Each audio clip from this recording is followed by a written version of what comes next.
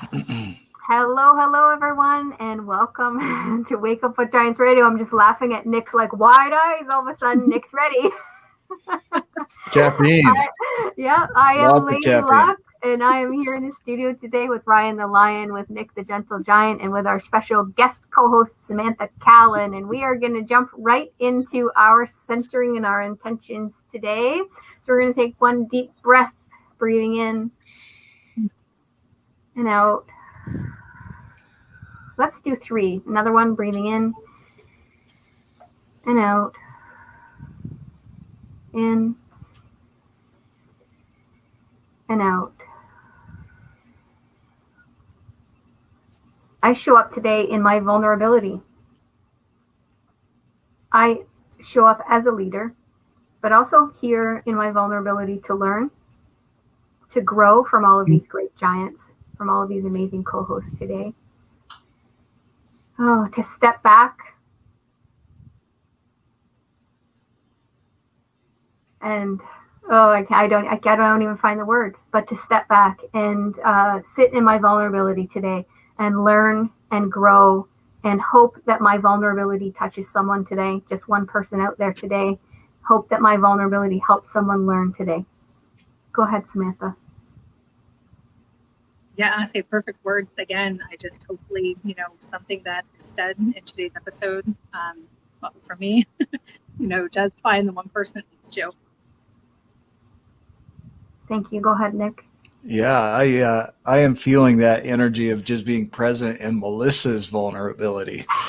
So, well, I want to have fun, but be serious today. Really want to dive into this. Thank you. Go ahead, Ryan. Today I'll show up and I bring positivity and my experience and my vision in and helping to relate a message to others and that they might be able to utilize and apply in their lives, and also to be able to see different perspectives of the giants that are here today, and to make a difference in 100 million lives. Beautiful. I love it. Thank you. All right. We'll say hello to all of our social media friends. Please do type hello in the comments. Let us know you're here. We have about 3 minutes before we go live on Access Radio. A reminder to everyone as well to please do go check out the Wake Up with Giants TV YouTube page, like and subscribe there. If you're on the run and you can't join us on social media, then please do go and download the Access Radio app on your cell phones. You can listen to us on the run. Please do check out the country music station once you get into the app. If you're driving, check out the part of the country music station that's without chat, because they don't want you typing and texting while you're driving, so they will disable that on you. So choose that part there. And Cherry is here with us. Hugh's here today. Everyone is saying hello. Hello to all of our friends out in Facebook land. So we'll get started in 2 minutes here. We'll let all of you on social media know that our episode today is about a positive mindset and how a positive mindset can change your life. We're so excited to have, sorry, I've got a frog in my throat all of a sudden. We're so excited to have Samantha Callen guest co-host with us today. She is a giant in this field, and we're looking forward to learning from her. Nick Smith is in our comments and online. He's a magician. I don't know how I do it all. A juggler. He is a juggler. Circus act. I'm a circus act. When I hear circus, that just brings up not my circus, not my monkeys. I don't know why that just came into my head. Not my problem. Yeah. Why is Nick in the comments? Not my circus, not my monkey. Oh, goodness. I am not your monkey. Is that like I am not your guru? I am not your monkey. All right, we're going to start to go live here.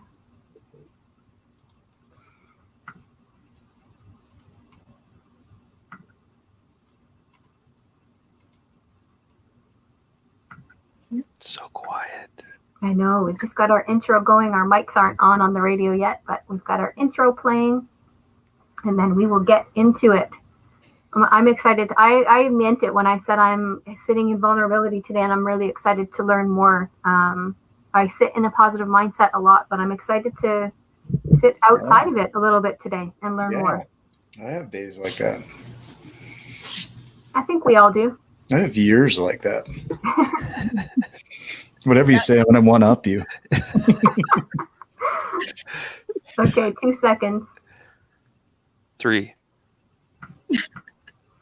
Welcome to episode 17 of Wake Up with Giants Radio, my friends. I am Lady Luck, and I'm joined here in the studio today with Nick, the Gentle Giant, with Ryan the Lion, and with our special guest co-host today, Samantha Callen. We are so excited to have her here with us today. And today's topic is how a positive mindset can change your life. I'm so excited today to hear about this and talk about this. I hope that you are all too. And I'm going to go directly to our expert today, Samantha, to start us all off. Hi, Samantha. Hi, good morning. Thank you guys again for having me. I'll say to Nick and Ryan, good morning. Hopefully you guys can hear me really well. Good morning. Everyone out there listening and watching and just being with us today. Good morning. So yes, to start off, it is just a positive mindset. And I'm sure a lot of people, everyone can relate to having a bad day. As Nick just mentioned earlier, sometimes we have bad years. I mean, they can extend for quite a while. The trick with things is, you get into, I keep thinking like a thought spiral, and it's, not a secret. I'm ADHD.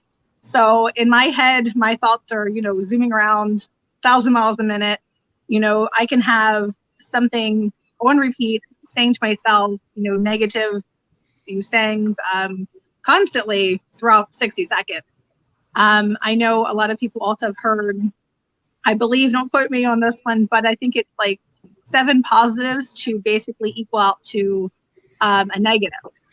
So if you're telling yourself something, I don't want to say horrible or, just negative in general, how many of those negatives are you saying that you're going to have, times 7 for each thought to kind of bring yourself back to a more balanced, moment? Yeah, a lot of people can relate to ADHD, especially telling, yourself, some pretty much negative feedback on and off all day long. And like Nick, like you mentioned, sometimes this can last for years. I've been there, depression and before and after kids, we can all find ourselves in pretty dark moments. No matter how, bubbly someone is, you don't know what's going on inside of their mind. And that's, I want to say one of like the scarier, but also kind of a beautiful thing, because with mindset, I think everything connects to everything. But is with kindness as well. I mean, you have to start with yourself. There's a big fake it till you make it saying that I've kind of lived off and survived from quite a bit. And again, it's, your mindset is everything. If you're telling yourself, negative feedback, you're going to be in a bad state. And what gets you out of that bad state, you have to acknowledge, what you're doing to yourself. And a lot of this also kind of relies on your environment. Recently, I had a discussion with somebody, and I watch up to 10 hours probably a day, some given days of motivational speeches, and, just to help myself and boost my own, positive mindset when I need it. That is, again, kind of like that basic, like the fake it till you make it, of what you're hearing and what you're feeding your brain, basically. That if it starts with yourself and, again, your environment, and if you're not in a good environment, how do you do this? People are like, okay, great, but I live with a bunch of, really negative, just, rain clouds everywhere. So how do you do mother-in-laws? We have a lot of mother-in-laws watching this show. They're like, what? Just kidding. I was just I'm out of joke, here. Mom-in-law. No giant environment. I'm not doing this. Just teasing. It's a joke, everybody. We were all like dead. We were too serious. We were all dead serious. Ryan just had to get in there. Had to bring that in.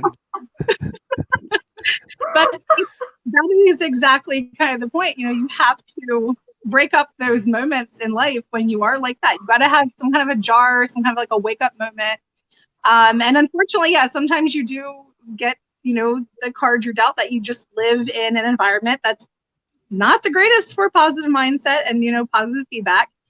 And I told somebody, I said, if you can't personally start telling yourself these things, but you want to start and you're not around the right people for it, find people online. If you cannot find someone personally, physically near you to start to feed that into your own head, go look up, motivational speeches, positive feedback, all kinds, like you guys, your show, the radio, everything. Is again, if you can't find it physically near you, hop online and find people that are saying these things and just listen and try and kind of, as you said in a couple episodes ago, those anchors, and literally try and have it as a mantra, an affirmation, keep it on repeat in your head. And Nick, you said a while ago, you and Ryan were talking about something, and that it's so easy to kind of slip back into like, oh, I pulled a negative.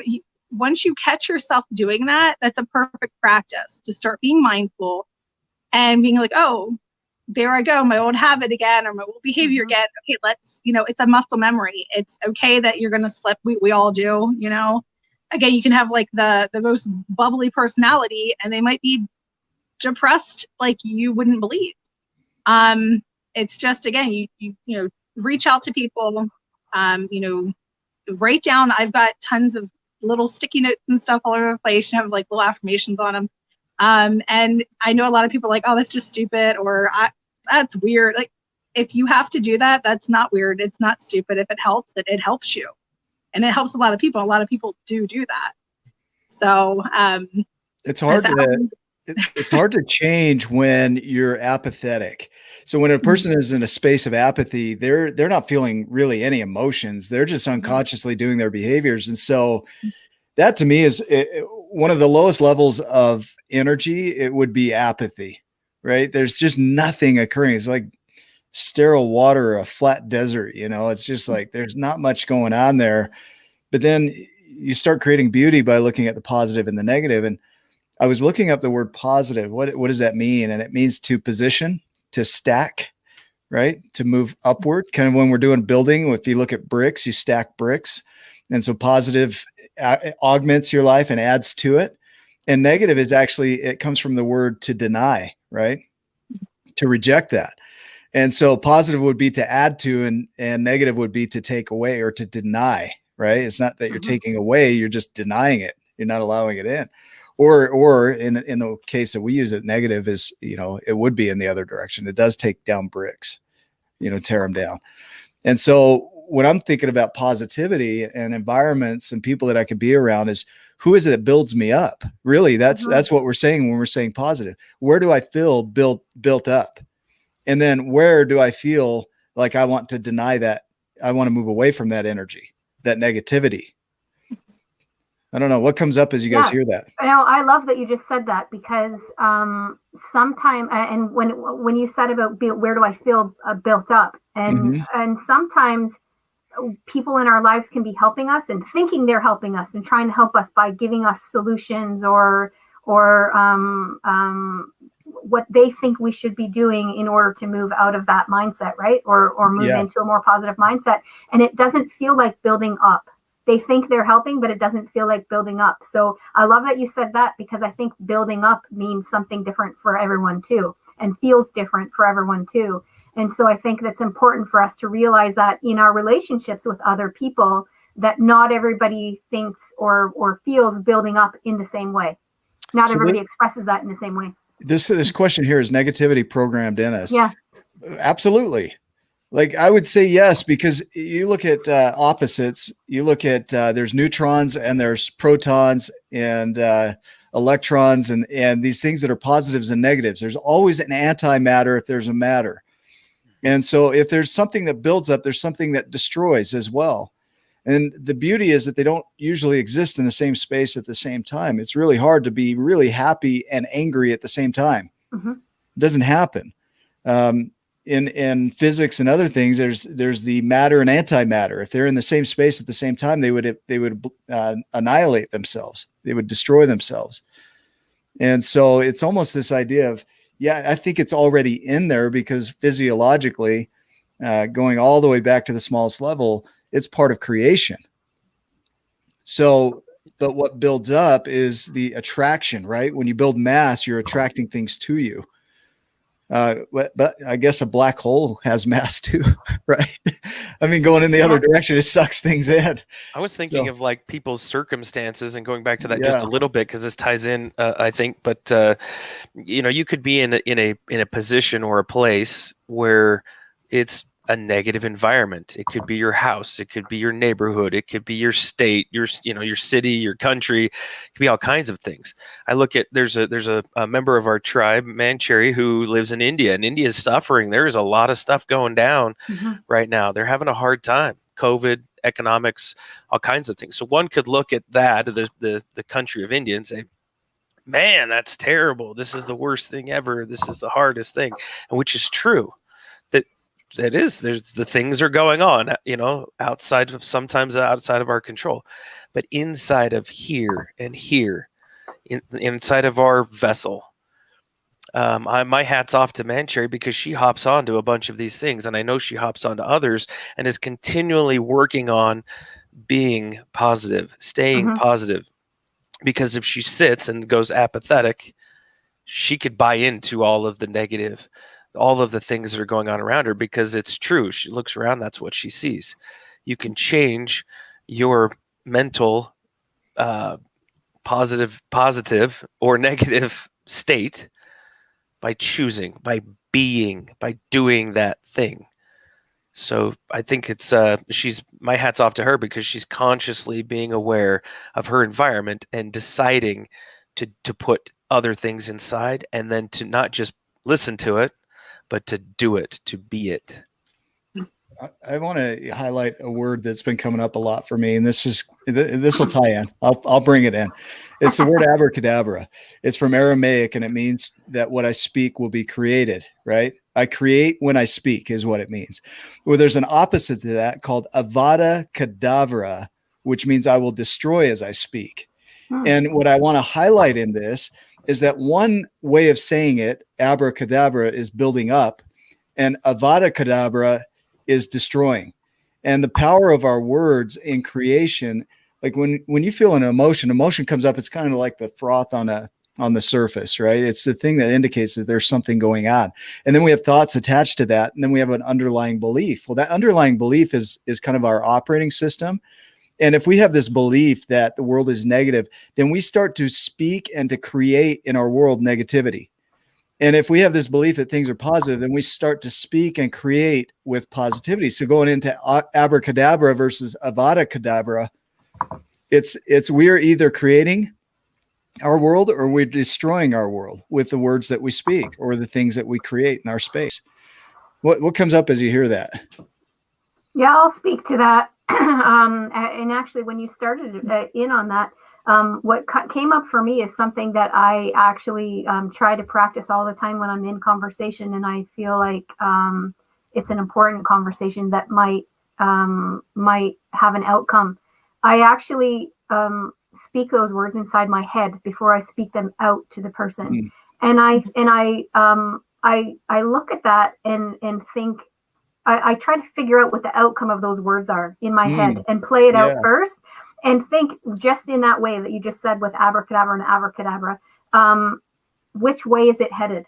Which way are those words going to go? What is the outcome of that? Is it going to be the positive building up outcome, or is it going to be the other way? And if it went the other way, the wrong way rather than positive, then I bring it back in and I think, okay, that's not the way to approach this. So how better to approach it so that I get that positive outcome before I even ever speak the words. So what happens when you speak the words from that space of creation and positivity, and then the other person hears it from the space of destruction? Like they take your words and then all they can hear is the negative side of it. Well, your intention wasn't that, but they took it in as that. And so it's a personal deal. It's each of us has the ability to see our world the way we believe it is. And so we're going to hear things and speak things the way that we perceive the world. we believe it, right? I think of times that I've said things. Well, actually, I had an experience in a coaching conversation this morning with somebody. I won't say names, but he gave a gift, and the person that received the gift said, "Well, that's not okay. That's objectification." His intention wasn't that in the gift. His gift was a gift, but the person receiving it received it from the space of that's objectification. And so both were correct, right? There wasn't any right making or wrong making there, but in their worlds, there was, based on how they chose to see it. I don't know if I'm going off on a rant here or a tangent on a different Do it, direction, brother. but You speak. Not at all. You are speaking to me so hugely right now. yeah, I just had a big aha moment, like a huge aha moment, because that I came into the show today having that happen this morning, and I was stressed out this morning, and I reached out to someone and vocalized that, and they were trying to help coming back to me, and I did not see it as help. I saw it as you have no idea what I'm going through, and I walked away from the conversation, and that wasn't them, that was me. Yeah. And notice that both of you could be right. Like you were right in that you have no idea. And that person over there is also right in that you have no idea. And the truth is we have no idea. We could be in a relationship. I was watching a video today of a gentleman. He's 97 years old. And I don't know why I pick these shows, but sometimes I'll get these cravings for weird videos or topics. And they're totally applicable to what goes on in my day. And I'm watching this video of a 97-year-old man. He's on the verge of death. He's a philosopher. He's lived a full life. He's written tons of books. He's taught about death. And here he is facing mortality. And he's like, it's completely out of my control. He looks at his relationship with his wife was like 70 years they were married, 70 years. And there were still things that he didn't fully understand about her. Even though we can have some things that we can count on in a relationship, the truth is we don't fully know what's going on in that other person, even if we've been with them for 70 years. And here's a guy at the end of his life looking at everything that he's created and then questioning again his outlook. Like, how do you stay positive in an environment when you're 97, your body's breaking down and you're existing, you're trying to get through day to day and you don't know when your last day is. How do you stay positive in that? And it's for a lot of these older people, it was going back to the positive memories. It was a choice to go back to the remembering the positive things. It was, the question that was asked is, do you have regrets? Right. And to regret it's to refeel the heaviness of a past decision, or to resent, right, is to refeel the decisions. And when it came to that, they didn't have regrets. They didn't want to refeel the negative. They wanted to refeel the positive. And so again, even in that old age, what kept them going for 100 years on some of them, 102 years, was this idea that they would look for the positive in their life. And that's what they hang on to. I love the thought of that too. I love that. It's a constant choice. It's something that we constantly do every day. You don't just walk into a positive mindset and say, okay, I learned, I'm here, and float on a cloud every day. Yeah, we're done. It's a choice, and it's a choice, and you work at it every single day.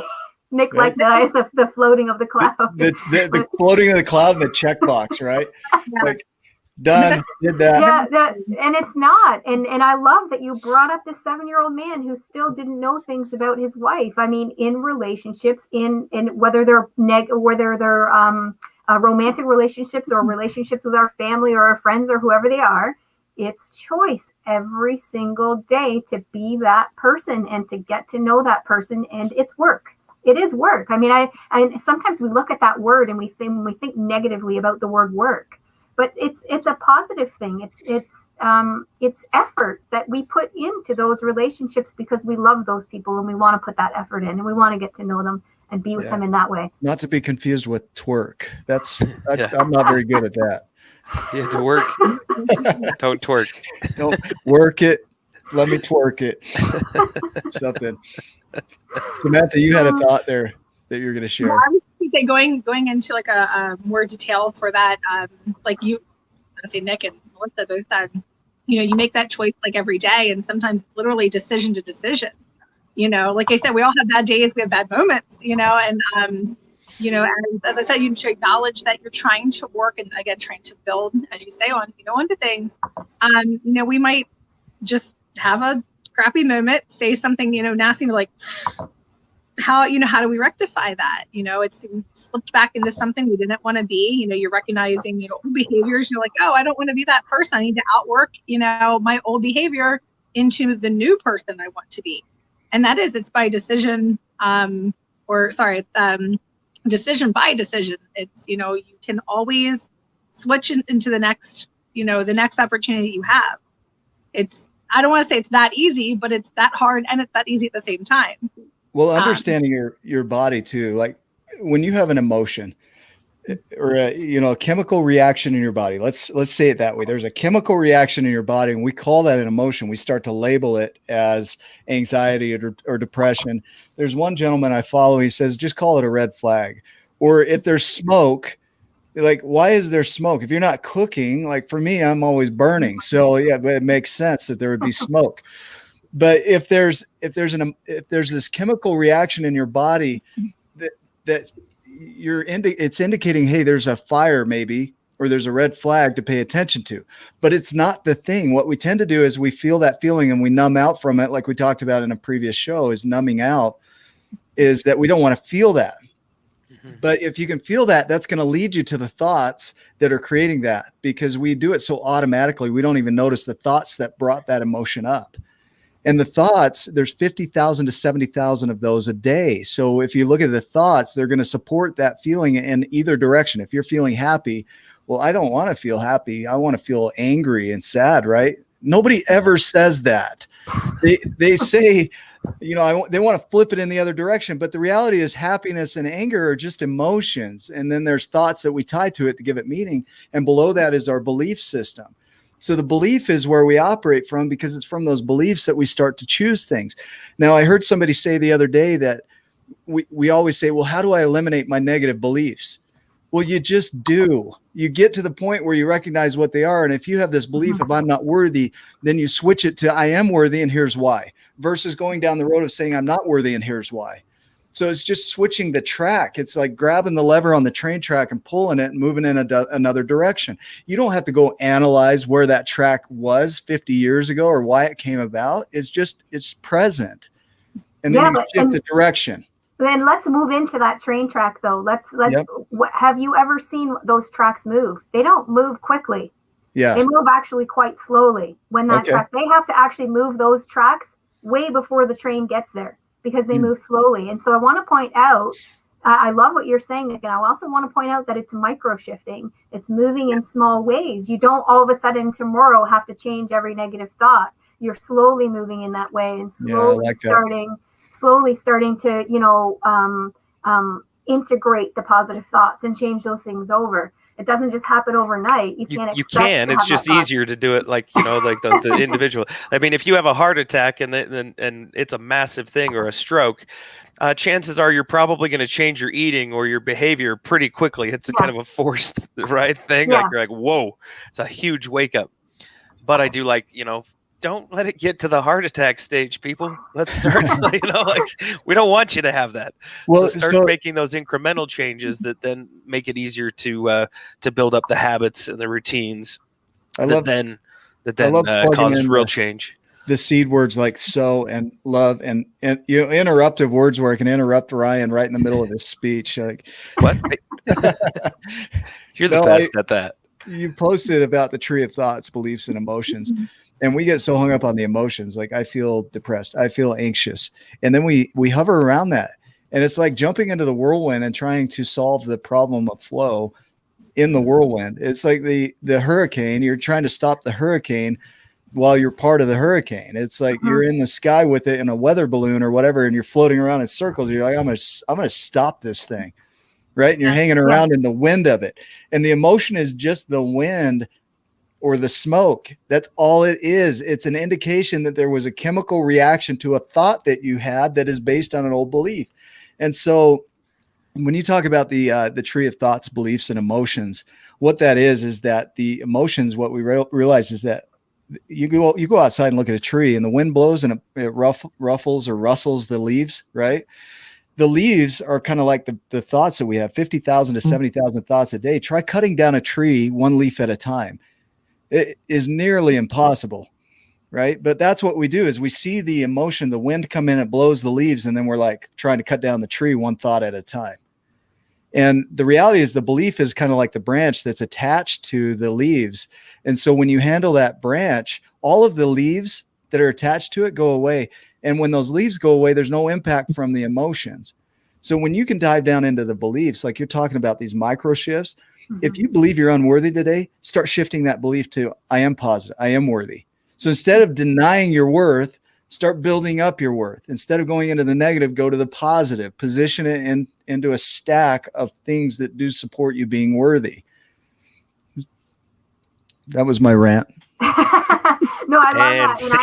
And I was learning from that. I was just sitting back, taking all that in and thinking, I was actually thinking back to this morning. I got caught up in this spiral, this anxious spiral, and it just kept coming and coming and coming. And I wasn't stepping out of it at all. I was trying to solve it from within the spiral. I wasn't stepping out. But that brought up a question for me. And for all the strategies that I have and that everybody has for, working through that, working through negativity, working through anxiety and all of that, when you're caught in the spiral, how do you step out? How do you move out? Because I did reach out to someone and I was still so much in the spiral that I didn't accept the help that the person gave me. I just made it worse. You don't build your house in the middle of a hurricane. No, you don't. You don't? You don't try and build a stable structure in the middle of an earthquake. Oh. So when your emotions are the heaviest, DBT skills, dialectical behavioral therapy, look at the book, Calming the Emotional Storm. What they talk about is surviving those emotions first, because you're in survival mode. Yeah. So when you're in survival mode, you just really need to sit with it. Just dive in, Samantha, anytime you want. Just you can cut Nick off. He cuts me off all the time. So I think I've got some free passes for you. Yeah. You can just cut him off. Yeah. So the message on there was, Samantha, jump in there. These guys really are gentlemen. Yeah. Yes, I see Samantha wanting to say it. Just interrupt me and I'll pause. No, you're fine. Like you said, the thought of the micro shifting, like I said, it's when you find yourself, like you said, like getting rid of negativity, thoughts and everything, it's going to come up. It is going to come up. I mean, that's okay. But the amount that you're having, if you're relating to what I'm saying here, if you're having them a lot, it's not going to just shift, like Melissa said, overnight. You're going to be like, I'm this awesome, personality tomorrow. Like, you have a personality. You're unique. I'm glad you're here. It's Nick. You've said before, you have 1 in 400 trillion of a chance of being here right now. I don't remember saying that, but I like it. He throws out all kinds of false numbers. Ryan will show me the text message. He says is true. These are your exact words from a message about a year ago. And I'm like, oh, I guess I did say that. The minute it comes out, it's gone. Yeah. We're going to give him credit for 400 trillion. 1 in 400 trillion. Sure, yeah. I'll have to go back and we'll have to figure that out. No, you're probably right. I might be misquoting that number, but it was saying basically where it came from was, your existence, your literal existence to be here. They've compiled numbers and all this stuff, and your odds of being alive right now, today, here, watching, listening, everything. You guys on here, it's really remarkable. I'll put it that way. And for people to think it's like, oh, we're like magicians and we'll just switch it up, and we'll be totally different tomorrow. No, and that's not a bad thing. It's not a bad thing. It takes a little table. Into it. I'm on the radio. Hey, it happens sometimes when you're on the radio and you just need to shout it out, okay? Yeah. Shut your mouth. Nick's on the radio. Yeah. No, that's what I love about our shows. But you're talking about, Samantha, what you're talking about there is a lot had to go right for you to be here. Yeah. And if you think about it, you have 50 trillion cells in the human body. That's the number of cells on average in the human body. 86 billion cells in the human mind. There's a high likelihood that something could go wrong in those 50 trillion cells, which are full of mostly empty space. They say that if you compacted all the empty space out of all the humans on Earth, you could fit every human into a space the size of a sugar cube. That's how much empty space is within us. And here we walk around with these things that we think are tangible, these bodies that we feel are solid, and there's mostly empty space in it. And we sit here and wonder, like, why are my emotions out of regulation? I should be normal, quote unquote, normal. Well, you have 50 trillion cells that are working together, and you had a 400 trillion chance, 1 in 400 trillion chance, whatever the number is I made up at that time, of being alive. And here you are, you know, we are so hard on ourselves because we have these things that we call beliefs that tell us what we hold dear. And sometimes what we hold dear is this idea that we are not worth anything because we feel some negative emotions. And it's all an idea. It's all a construct. And so here's what I'm being with in the past week or so is that I grew up in an environment that my mom wasn't fully present. My dad passed away when I was 2. So I can hold on to a story that says, well, I never got that when I was a kid, right? I never got the nurturing that I needed as a kid. And nurturing is very important in the development of a brain. It'll impact relationships. What I think is that our bodies are so adapted to our environment that if we don't have that, we'll find another way to make it work. And so we're surviving. And so we know how to survive very effectively. But then when you take a kid that's been neglected and you put them in a relationship, they have a hard time because they developed a brain that was designed for being an individual, being isolated. And so you put them in a relationship and they're like, all of a sudden, I can't do it. I don't have the programming to do it. And a lot of us, what we do is we go back to, well, I can't because my parents weren't there, or my parents did this, or I was abused, or whatever it is. And whatever that was, whatever that start point was, it may have been relevant during development. But if you didn't get that as an adult, then it's your responsibility to be the parent and go back in and reparent yourself. Our comments are amazing. I know. I have to put this comment up because I'm looking. Ryan says we are positive. Our sponsors need a commercial break. and I was looking at the clock for about 2 minutes and I'm like, do I cut Nick off? Yeah, you should have cut me off. Holy cow. Yeah, I'm ready for a break. Ryan did it. All right. Take a listen to these sponsors. They're Holy amazing. cow, I just went unconscious. Sponsors. Buy something. All right, we're on commercial break on the show. I literally was like at the clock, Ryan, right at 12:30, I can see it in your eyeballs. And I'm like, where do I cut? Where do I cut? They're constantly getting like more nervous. That's my nervous face. If anyone needs to know, I shake. Stop sign. Yeah, Nick. I'll hold it up. It's got an egg timer. You know, it's if empty. On plays, they got the hook. I'm like pulled off. Sure, a sign of the hook, like the stage hook, like that's not. Yeah. If we go automated, it's funny. They were talking about going automated. The station was talking about going automated, and they said to me, "You'll just get cut off. Like if you're still talking at 1:30, you're just gonna get cut off. It doesn't matter." And I'm like, "Oh, I don't know if that works for us, because it'll happen a lot." It all worked out great. That's funny. Fun. I was so unconscious right there. No, I do haven't touched on that because that's another thing. That's why I said this was again my brain filter is like literally I can jump to everything really truly to me it like connects in some way or another. But like you said, specifically for childhood and development and everything else, like I can relate to that. Like my dad died when I was young. Same thing, like not knocking parental everything, but it's same behavior, kind of issues with, for parent wise. We got 20 seconds. Okay.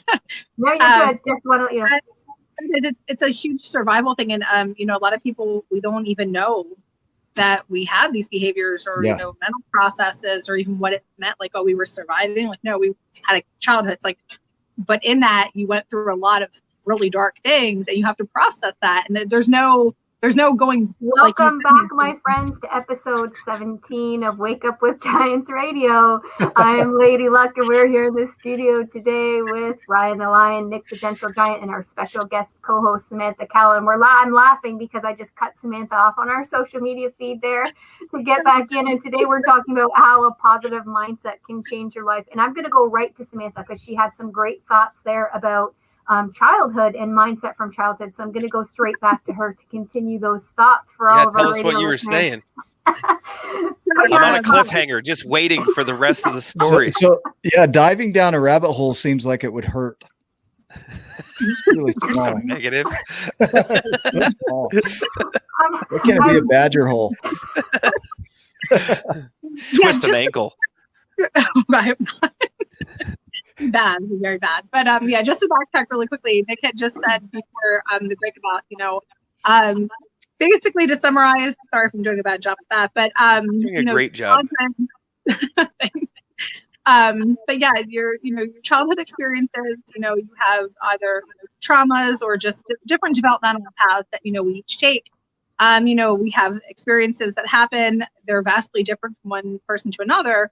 But again, Nick had mentioned, his father died young. And I said, I completely relate. I was actually in the car accident that, unfortunately he died in. And, losing a parent at that age, and then kind of my mother being thrown into, okay, when I have two children to raise and I'm, she had her own, developmental processes she was trying to go through from past experiences. And then what she just had, happened and occurred. It's like you have that new survival mode for yourself. And as a child, you don't understand the psychology of things. You're just like, okay, this is what life is. And this is, what my experience is. And this is how I'm handling it. And more things get stacked, on top of other, other traumas. And like, that's what I was saying, coming back in after the break was basically, as Nick had mentioned, you as an adult now, you have a responsibility to yourself. And that's where I think this, the mindset comes into things, is you're being mindful of, okay, I did not have an experience I wanted to have.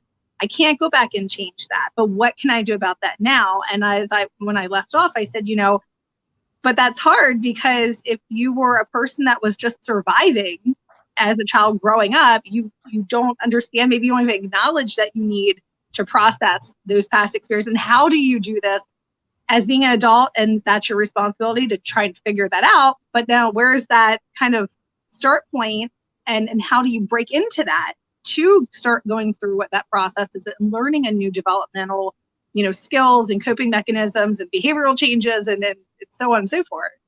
Yeah, I love that. I'm wondering, Samantha, do we change how we perceived that from the past? Do we change our memory of that if we start to see it in a positive light rather than negative light? Or do we just change our mindset now and move on from it and have a different feeling in those types of situations moving forward? It's a very powerful question. Yes, I mean, I'll let you, if you want to take it, Nick or Ryan, but for me, it was, the narrative, you have like that single story, if you will.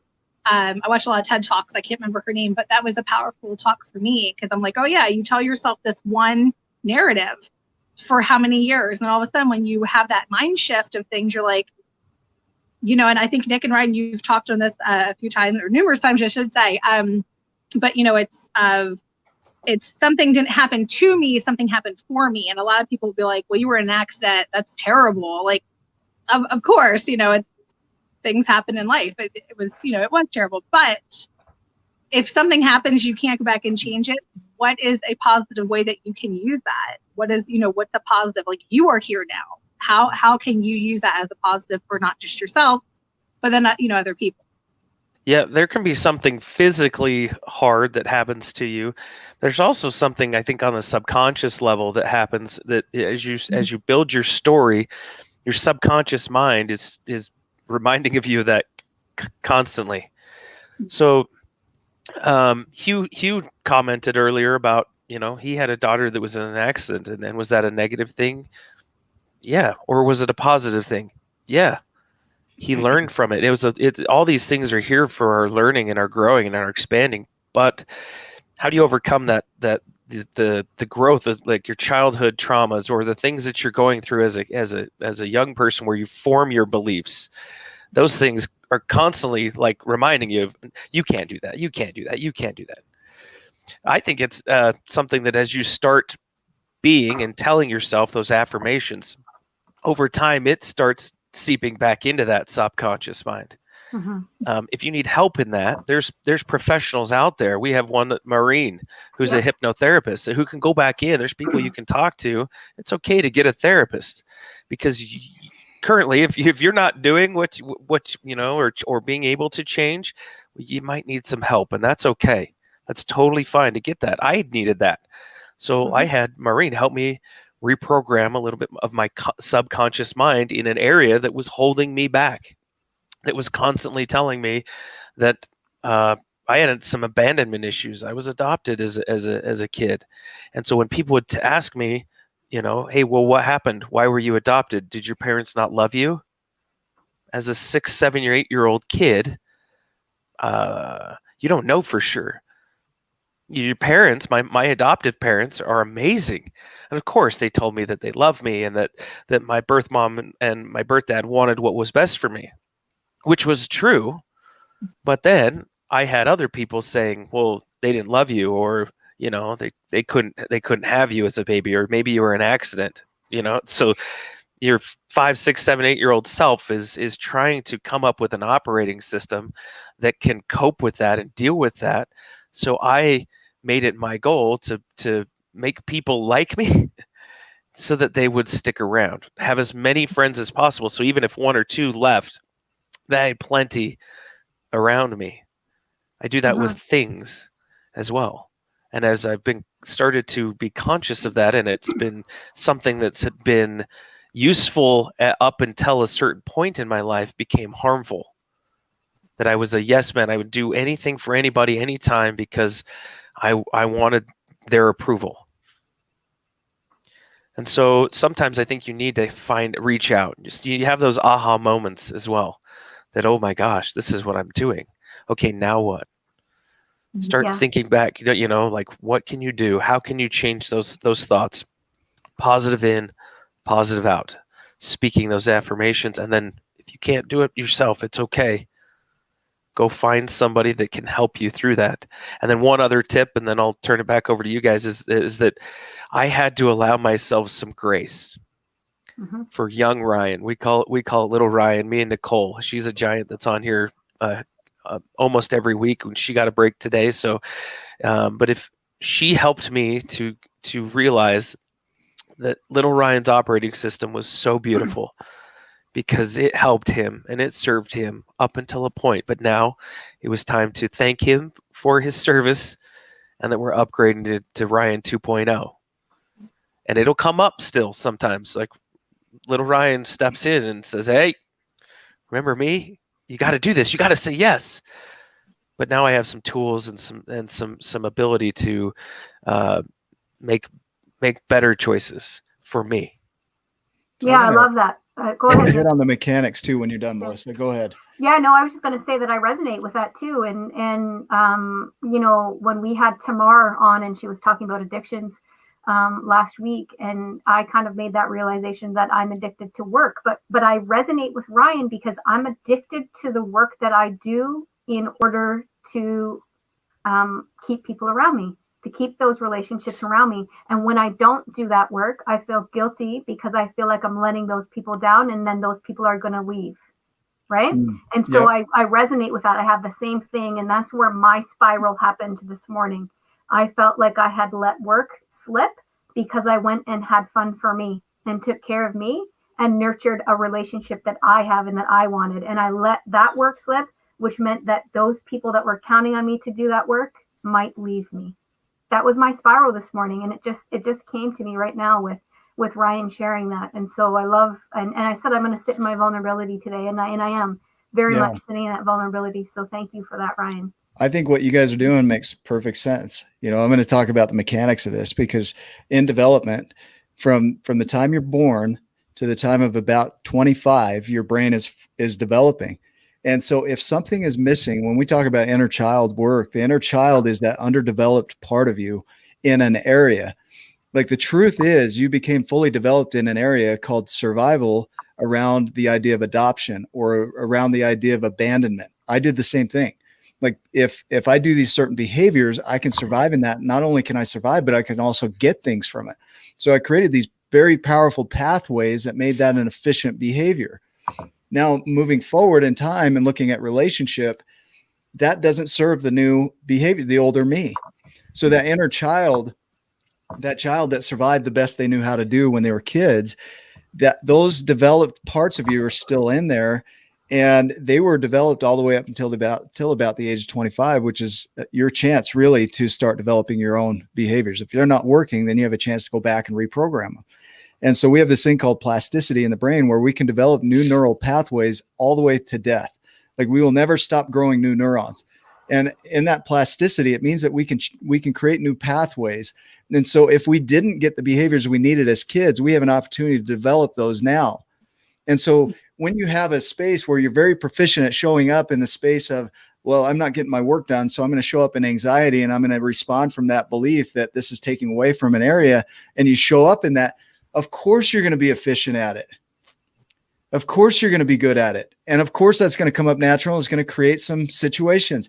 And then you go in and you clean it up, right? And then you start to create a new behavior and a new way of being. And then that becomes the new track, like we talked about. It's the new neural pathways, the plasticity. It's your ability to develop the underdeveloped parts. And so giving grace to it means that, of course, you're going to go into that. Giving grace to it means that I also have the opportunity here to clean this up and to move it in another direction, to take some responsibility in the creation. Even though that creation may have been negative for your life, it denied what you want, you can turn it into a positive of, well, okay, how do we stack this in our favor? How do we build this up? So I'm wondering what comes up as you guys hear that.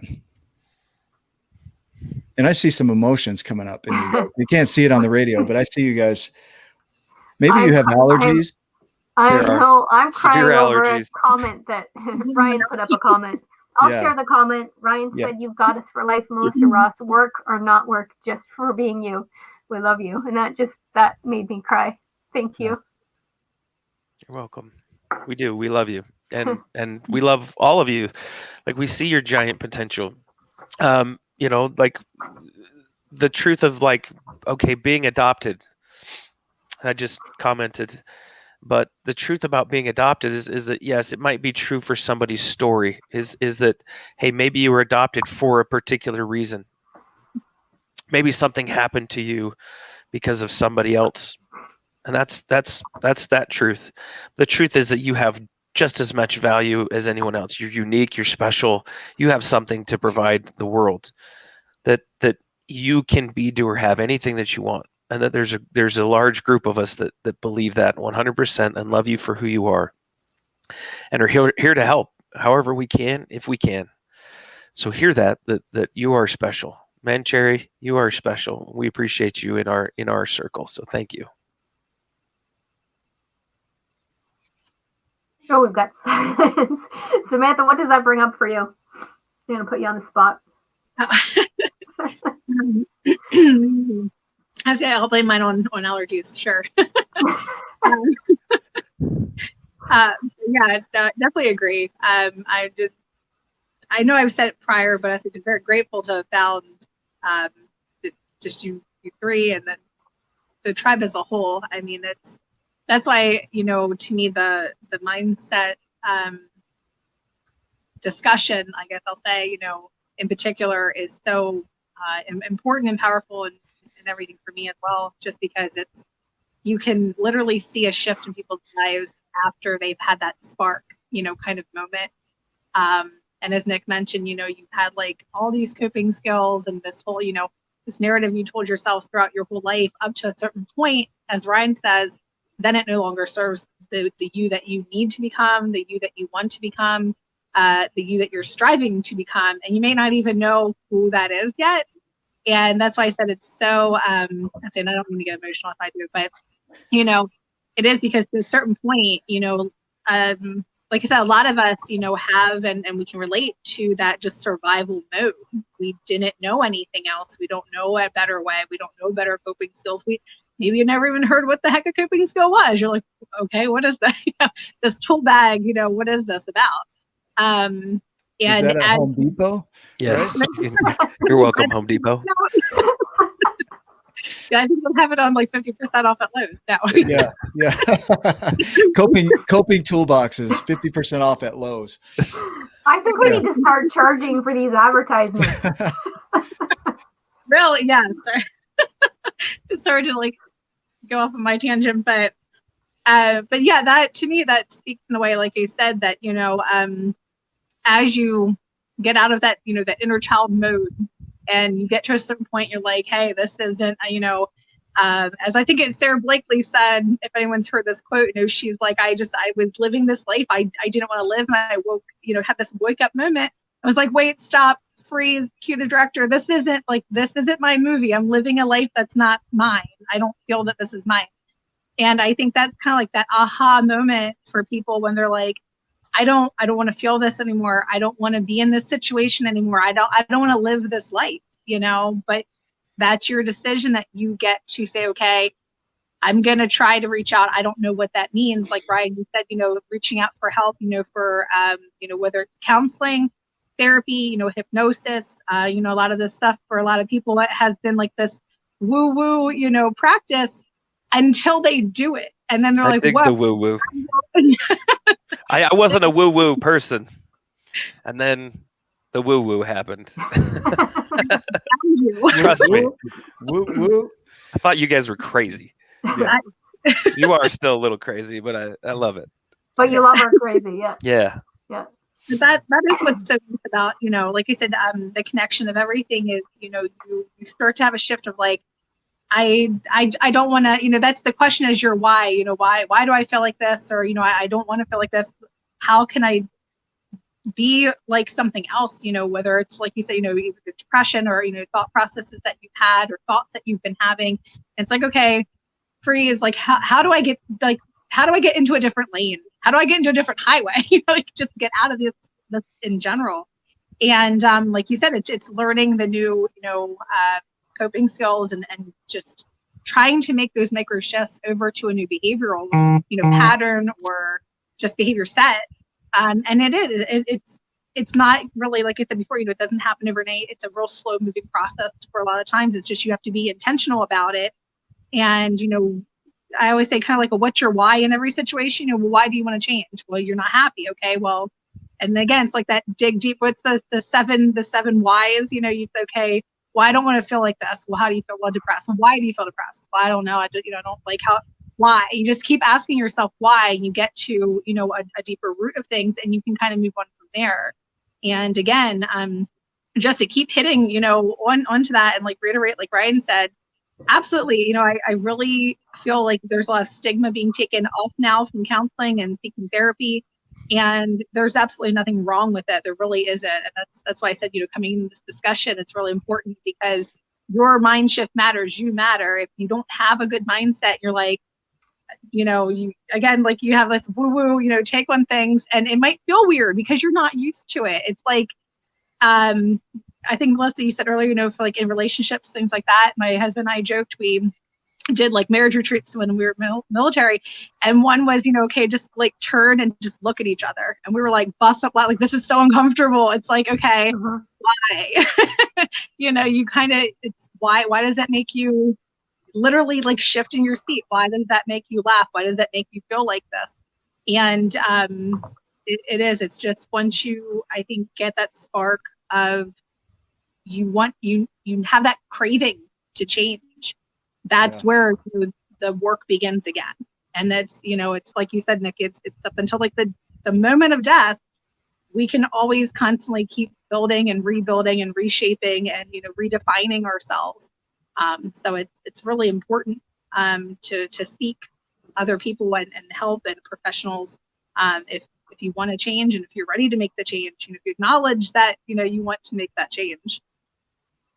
Yeah, I'm thinking back to pre-conversation, Melissa, knowing a little bit about your situation of how there's an opportunity there, like in relationship, when people are able to come together and understand that we're going to have differences and then hold space for that to really explore it, to like, how did you hear that? Or what did you hear in what I said? And what does that mean for you? And why did that come up? And how can we shift this versus going into judgment and walking away, which is what we tend to do. Yeah. Like, well, you did this. Well, now I know who you are. And they walk away. Well, I don't even know who I am. Can you tell me before you go? Before you walk out that door, you tell me who I am, and so just being able to sit in the discomfort and have that conversation, that dialogue, and really work through it. And we live in a society where it's almost a disposable society where you can just throw things away, even relationships. And so sit with the discomfort and really be with it and have that hard conversation. Yeah. And I want to read something here. Yeah. I saw this, and this is such funny timing. Zach Ricketts, who's in our tribe, amazing guy in our tribe. He's actually going to be guest co-hosting with us next week. I'm excited to have him on. But just before I did the live announcing today's radio show, I opened up Facebook, and this was the first thing that came into the feed before I hit live. And it's a quote by someone. It says unknown. So I don't know who the quote is. And I believe it was Diana that actually first posted it, and Zach reposted it. It says, until men and women start having honest conversations about who they truly are, what demons they battle, where they lack, and what they truly want, love will be a temporary emotion. Honesty and communication are key. Stop being afraid to speak on where you are. I read that right before I got on and did the live. And I just sat back and went, oh, wow, that just had me thinking. And now where we were in the conversation now, I was like, that is just so fitting to me in the conversation where we are, because it's work. And if the relationship is worth having and we're not going to throw it away, we're not trying to throw away a relationship. We're really trying to keep it. Honesty and communication about where we are and how we heard things and how things affected us.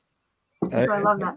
I want to hit on the word honesty, because we use that. We throw that out there. You got to be honest. Honesty is to own what you put out there. So if you're going to put it out there, you better be able to own it. Because like some people will say, I'm being honest. I'm just being honest, but they don't want to stand behind their product. Right? Yeah. Honesty is like, I own this shit, and I'll stand up and work through it with you. You could say some really harsh words to me if you'll sit with me through the discomfort, and I'll own my part. And that's what honesty is owning it. Your truths, whatever those truths are, however you made them up, those. And some that might hit somebody wrong, but that's all it is. Truth is relative. So whatever that is for you, own it. And that's honesty. That's it. Honestly, that's it. That's it. I stand behind this message. Yeah. My name is Nick Forrest Smith, Gump and I when you approve said this that. message. Yeah. Yes. When you said that's it, I thought Forrest Gump for a minute. Yeah. I don't know why it popped into my head. Yeah. Oh, I do have moments, Forrest Gump moments, Bubba Gump moments. Yes. All right, Yeah. we're coming up to the hour. Samantha, do you have any final thoughts for all of our listeners? Oh gosh, I say many, but no, one to take away, like we said, just if you are sitting with this, you hear this, either today or anytime in the future, it's like I said, my whole thing is everything connects, and that if you want to make that shift in your life, like us sitting here and our past experiences, you guys have said things that have been taken and amplified for other people, whether inspiration or life-changing decisions, they've become, their giant journey and started down that path.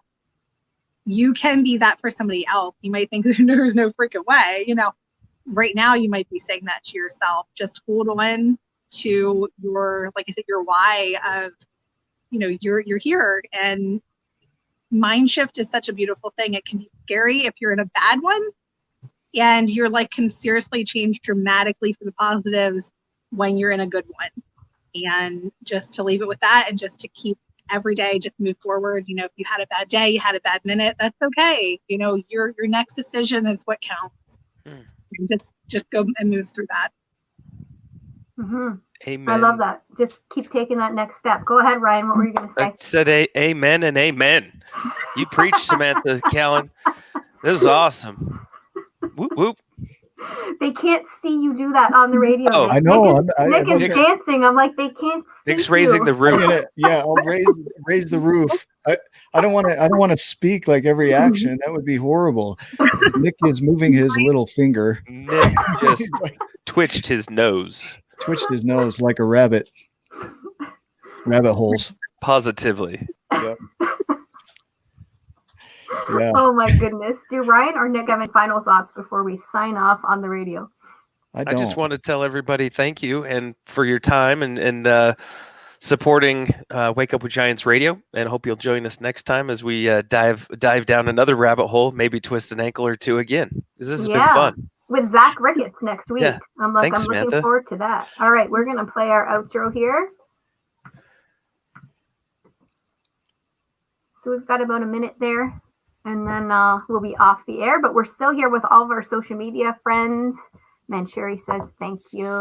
I want to dive down badger holes and trimmers. Yeah, why like is it really always rabbits? trimmers. We switched to badgers. Yeah. What makes really big holes in the ground? I don't know. Right. Why don't we dive down?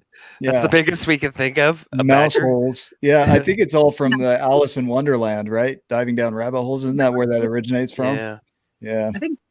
See, is it? Who is it? Who wrote that? Lewis Carroll? Oh, that's terrible. I don't know that. Yeah. Oh gosh. Somebody says a fox. Yeah. There we go. Foxhole.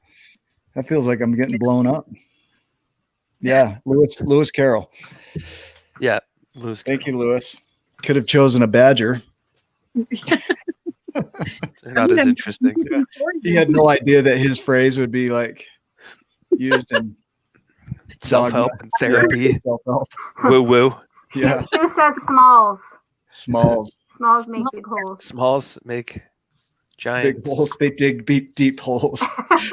It's true. It might be a book. Smalls dig deep holes. Oh goodness. All right. Does anybody on social? I'm just going to look through to see if we had any final questions here on social media. I don't think so. Just lots of thanks here. Thank you for the great thank show. you, everybody. Thank you to Samantha for coming on and guiding us in an amazing show today. We appreciate you being here. Yeah, come back, please. Yes. Lots. Come back lots. Yeah. Absolutely. Awesome. You'll have me. I will be back again. I'm sure. Yep. All right. So we're going to sign off of social media. We're wishing you all a wonderful day. And remember, if you haven't gone to Wake Up with Giants TV YouTube channel, please do go there, like, subscribe. There is tons and tons of free content there, my friends. Go and immerse yourself. Have a wonderful Sunday and a wonderful week. Love you Bye, too. everybody. Thank you.